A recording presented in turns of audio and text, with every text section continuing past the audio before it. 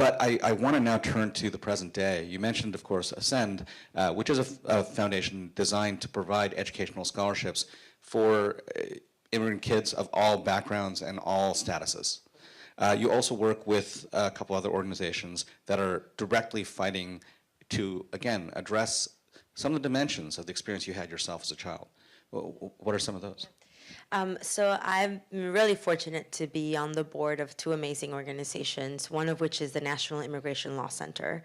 And by the way, the work that NILC has done, they were directly responsible for the House bill that allowed me to go to college. So now to me, it's like this amazing thing that it's full circle now, where I was a recipient of the great work that they do, and now I get to be on the board. And with the new president-elect and the fact that Congress and the Senate and the House are in his favor on his court, really our only line of defense for a lot of for defending the rights of immigrants is going to be in the courtroom, and it's going to be through litigation, which is sort of some of the bread and butter work that NILC does.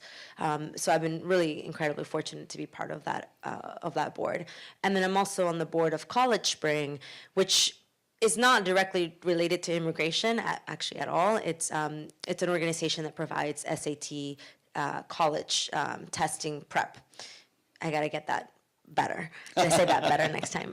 But they provide classes for students that don't have access to private prep courses, so that they can be better prepared and have access to four-year colleges, because a lot of them tend to go to two-year schools, and we know a lot of the graduation rates or that really a lot of students don't graduate and never make it to a four-year college. And so we're trying to make a four-year institution more available to low-income students by helping them to increase their SAT scores.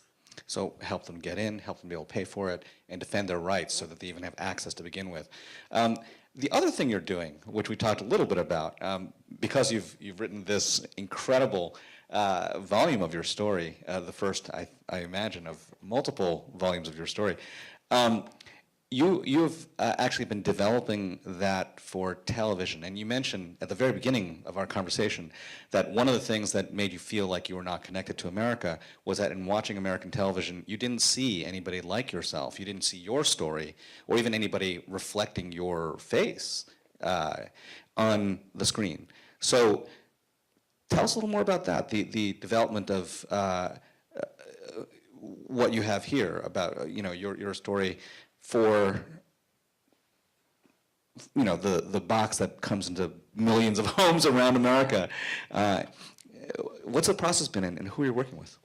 So I'm the thing that I'm most excited about the book being developed into a television series is the fact that we'll get to see a very complex character on TV who is Latina, who is not playing the role that Latinas are often playing in Hollywood and on television, and that's really exciting.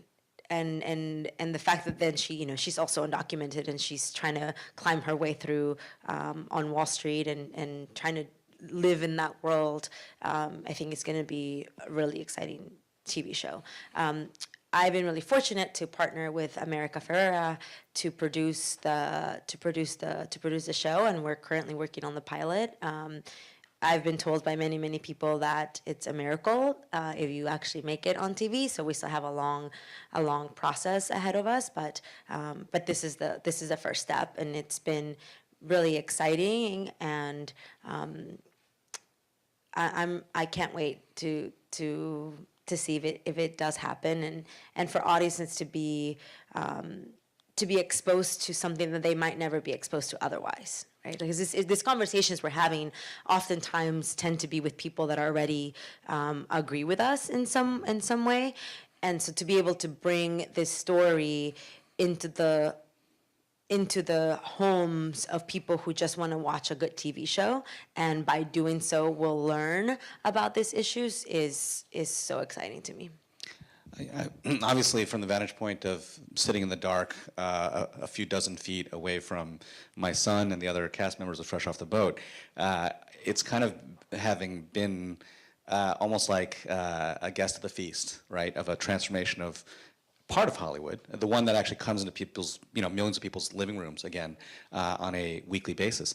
And one of the things that seems true about that, and that has been true for, at this point, several generations, is that television is a trailing indicator of change. That when America, and I don't mean America, your collaborator, but America, our nation, all of our collaborators, is ready to actually engage with something, to change its attitude or mindset about an issue, and hopefully to embrace it, it shows up on television first, on primetime network television. So when gay rights was a conversation people were willing to finally have for real, we had Will and Grace. Even before that, when we started seeing single women on TV who were working, when we started to see, a conversation around, African American life in America as, middle class individuals and not just in the working class, that was something that happened on TV. And now, today, you have shows like Fresh Off the Boat on TV, which bring the notion of immigration as a story that imbues all of us, that is an American story, into the forefront of the conversation.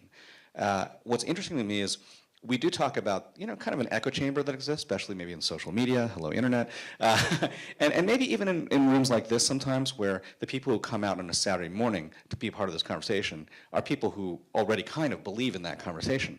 But television is still something that penetrates those walls. And as much as Fresh Off the Boat can be controversial, it really confronts issues of race and immigration and the status of being American face front very often, and causes backlash as a result. You see, kind of the conservative factions of Twitter railing against some of the things that are said.